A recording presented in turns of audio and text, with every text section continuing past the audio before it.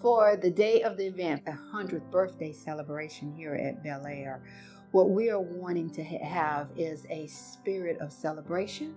We want to have comfort, but we want to just recognize my mom as the person that she is, having joy, being feisty.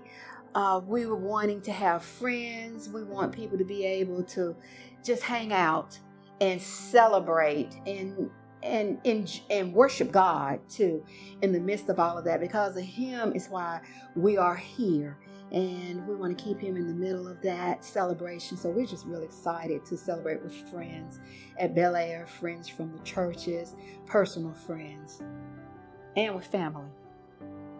We will just have a joyous time, and we're going to have a good time. We're going to have some fun. We're going to honor Ms. Gholston, and as well as have some fun along the way with some music and some skits or dancing. Mm-hmm. And it's just going to be a joyous occasion, and we would like to, in advance, thank everyone for participating and letting this event come true. Right, I can't even imagine. I'm 63, and with the aches and pains I have already, but 100 is just monumental. A great blessing from God, and she's been a blessing for everyone that's encountered her. And for me, hi Mom, I'm your favorite child, since I'm the only one.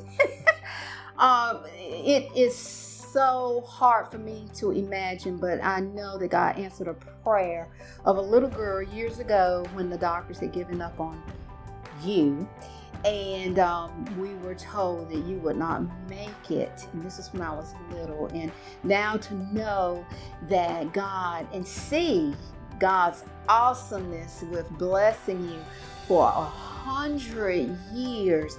So I just say thank God, and thank you for all of the blessings that you have given us through these years. Ms. Gholston welcomed me into her family with warmth and open arms, and I'm very appreciative. I got a wonderful wife, a wonderful mother-in-law out of the deal, and it's been a nice ride, and I look forward to many years more. And I agree with that. We've had a wonderful time together.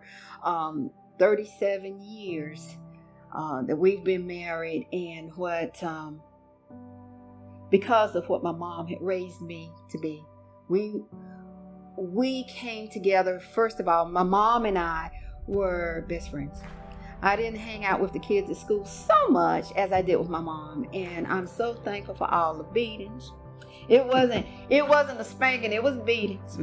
But I thank God for that, and I remember all that she has given up for, more than probably she could ever tell me, or more than I could ever imagine. I remember the Girl Scout camps when she would be working, but she always made sure,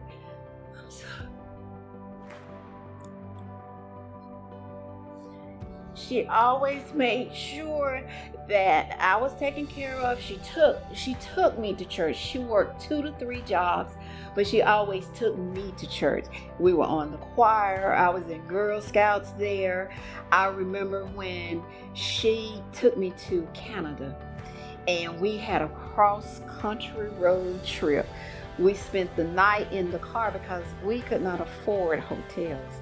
But we went to Canada, to Niagara Falls, and we slept in the car. We had the sterno stoves on the side of the street. Back now, that wouldn't be a good idea. But we had the sterno stoves. We couldn't afford the hotel rooms. But I never realized that I guess by society standards, I was poor. But I was rich, and I'm just so grateful that she taught me how to appreciate how to reach out to other people, to love on those people who maybe don't have what you have. And then when my husband and I were married in 82, we went back to Niagara Falls. So I just appreciate that. That is the time that stands out for me, is the Niagara Falls trip cross country with my mom, and then of course with my husband, and then the snow fights we used to have. She used to take all the children. She was a Sunday school teacher. She took the children, and we'd have snowball fights in the winter. And she had a pretty good aim too. But she just always reached out to people. She always wanted people to know God. So I thank everybody for coming and letting her know how much she means to you as well. Yes, this is the 100th, and wow, what a milestone. And this is the big one. Happy birthday, Ms. G. Happy birthday, Mom! You go, girl!